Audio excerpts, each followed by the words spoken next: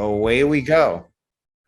So welcome everybody to our May workshop here. Glad to have everybody with us. So Paul is an IO psychologist with over 18 years of experience developing measurement strategies and evaluating the impact of employee training initiatives for top Fortune 100 companies around the world.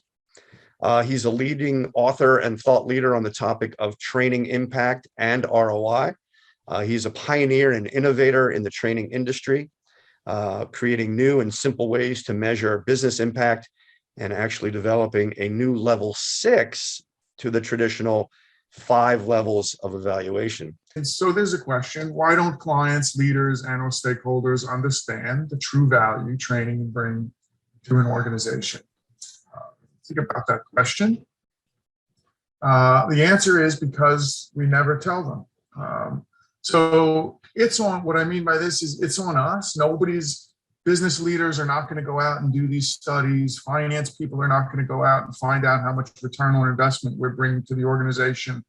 The only people that care about these initially are L&D people. So we need to do these case studies and we need to present these results to finance and business leaders and CEOs and organizations. If you think about what we always have in front of us, those are the costs, right? In excruciating detail, right down to the dollars and cents. This is everything we spent, and we have a ledger, right? I mean, we have a list of everything down to the dollars and cents of what we spent on training. The one thing we don't have to balance that out is the list of benefits that training brings. So hopefully by the end of this program or the end of this hour, you'll be able to at least start to try to stack some of those benefits together and think of what I call the story of impact that you want to tell to your business leaders and stakeholders.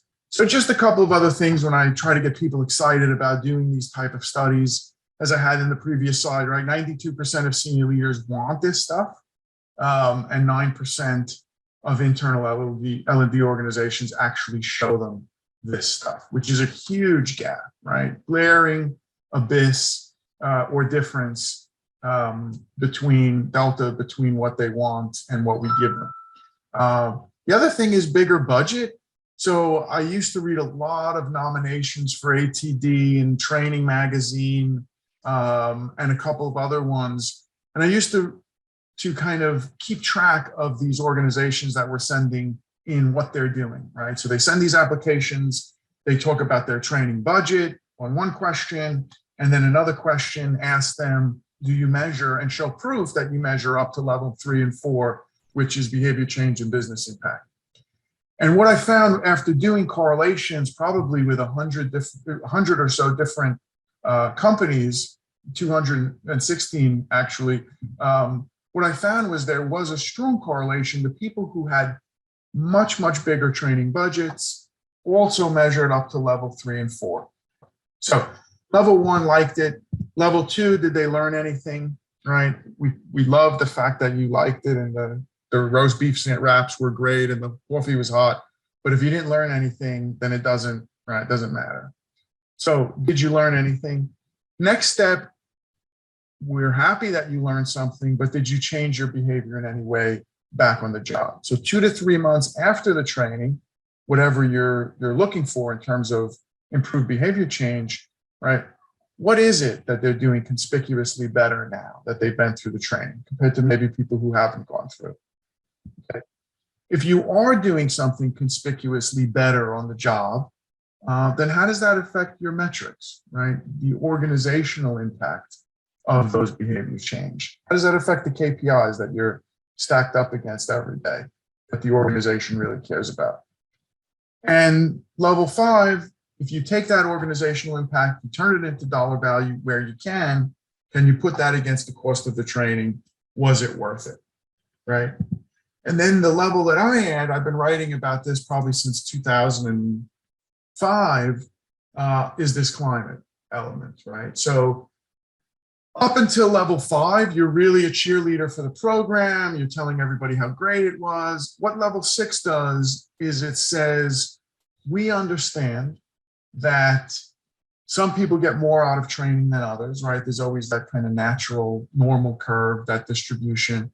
Some people get more out of training than others. The question is why? Can you tell me about one or two factors or three factors that differentiate the levels of impact in my whole group? What is it in their climate, their immediate environment, that is either helping or hindering the impact of training, right? That's the type of climate that maximizes your return on investment, which is why I call it level 6.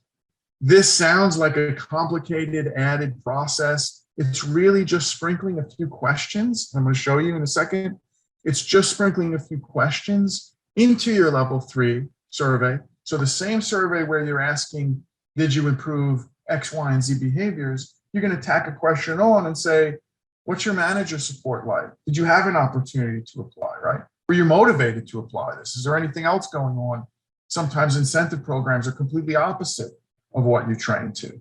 So if you ask a few questions, then you're able to see, right, look across.